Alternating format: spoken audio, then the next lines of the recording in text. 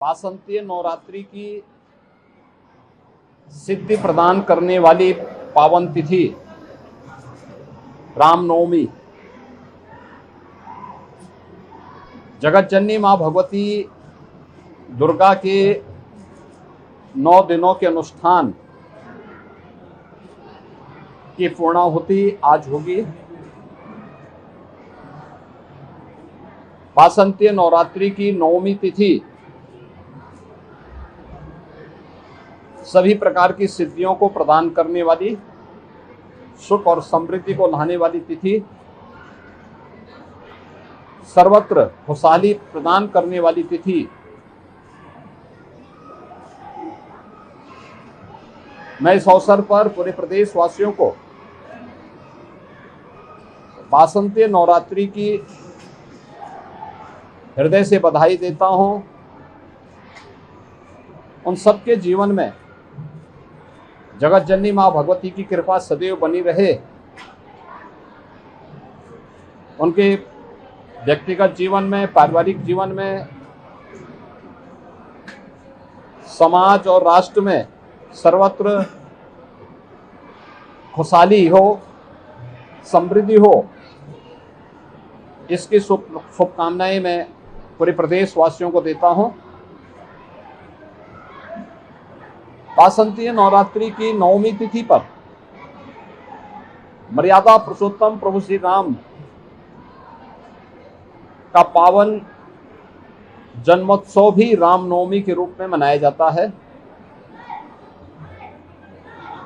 मर्यादा पुरुषोत्तम प्रभु श्री राम भारत के सनातन धर्म की परंपरा में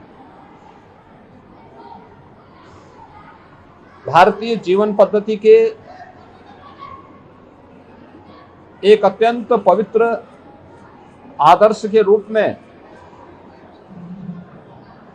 हर सनातन धर्मावलंबी के लिए, हर भारतीय के लिए सदैव से प्रेरणा रहे हैं। जीवन के किसी भी क्षेत्र का वह व्यक्ति क्यों न हो, उस क्षेत्र की आदर्श और उसकी मर्यादाएं क्या हैं,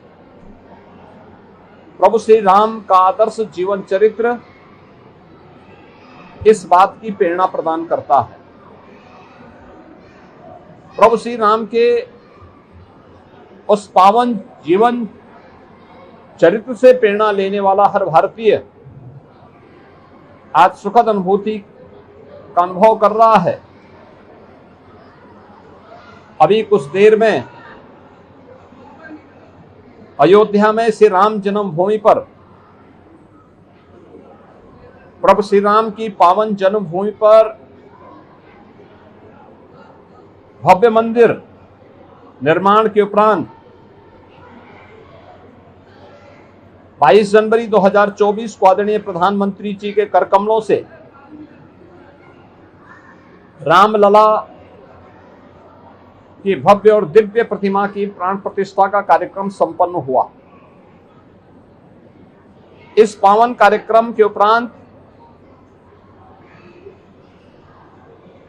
श्री राम जन्मभूमि पर भव्य मंदिर निर्माण और राम दरबार का प्रभु श्री राम, माता जानकी,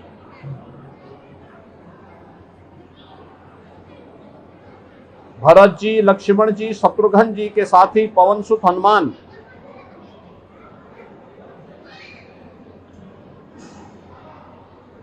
मंदिर में विराजमान हो चुके हैं। और अभी आपने देखा होगा कि इसी नवरात्रि की प्रथम तिथि पर यानी प्रतिपदा पर 19 मार्च को भारत की महामहिम राष्ट्रपति जी आए और उन्होंने राम मंदिर कार्य के परिपूर्ण होने के उपलक्ष्य में मंदिर के ऊपरी तल में, यानी जिसे आप तृतीय तल कह सकते हैं, इस तल में श्री राम यंत्र की स्थापना का कार्यक्रम भी संपन्न किया। इससे पहले 25 नवंबर को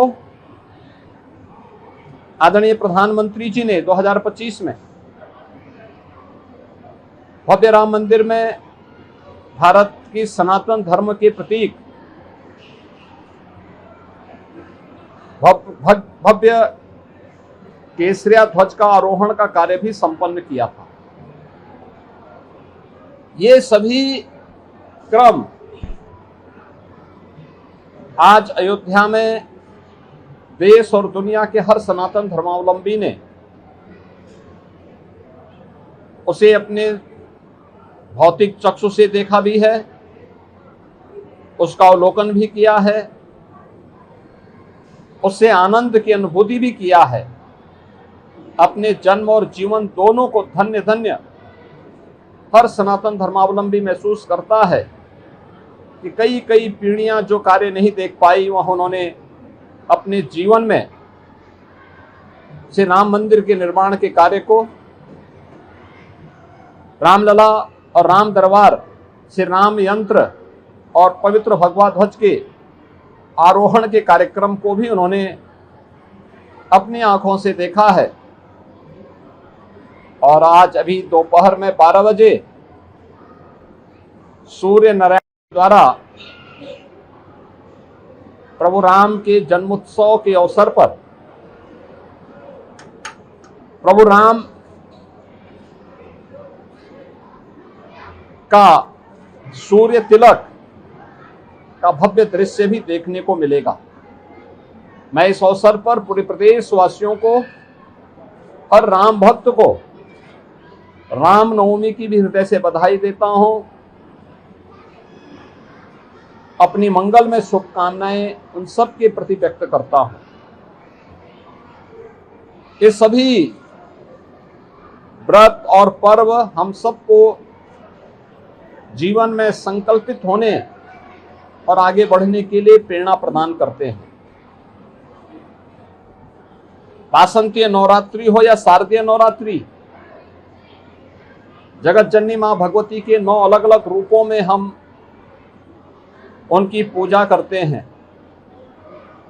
नवमी की तिथि को कुंवारी कन्याओं के पूजन और उनको दक्षिणा प्रदान करने का कार्यक्रम भी संपन्न होता है।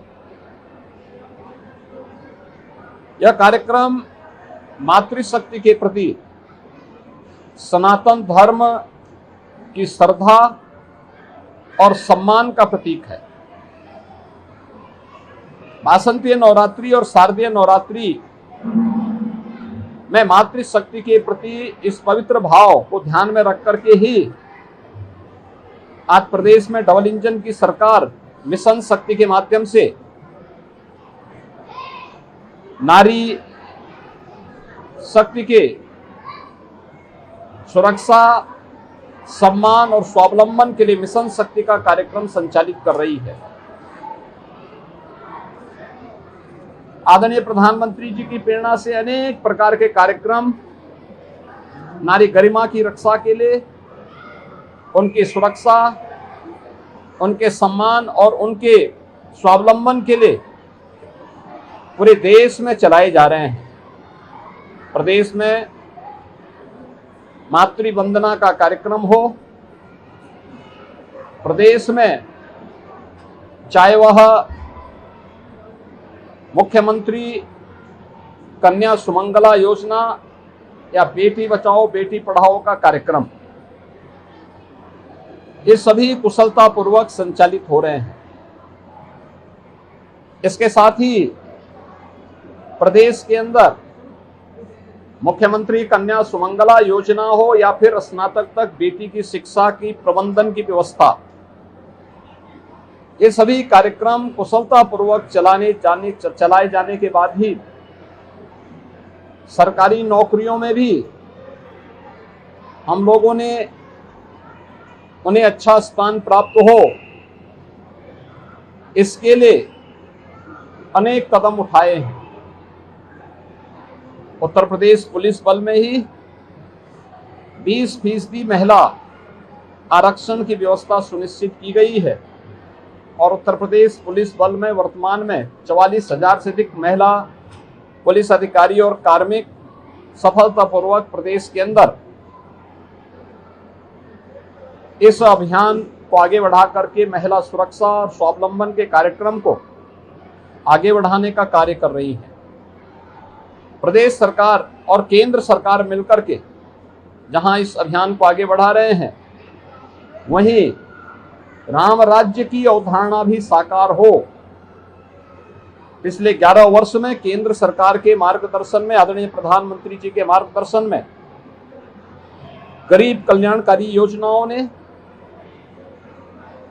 25 करोड़ से अधिक लोगों को देश के अंदर, 6 करोड़ से अधिक गरीबों को प्रदेश के अंदर गरीबी रेखा से ऊपर उठाकर उन्हें सम्मानजनक जीवन यापन करने के अवसर प्रदान किए हैं। प्रदेश में 2 करोड़ 61 लाख गरीबों को शौचालय प्रदान करने का मामला हो, 65 लाख परिवारों को मुख्यमंत्री और प्रधानमंत्री आवास योजना का लाभ प्रदान करने का हो,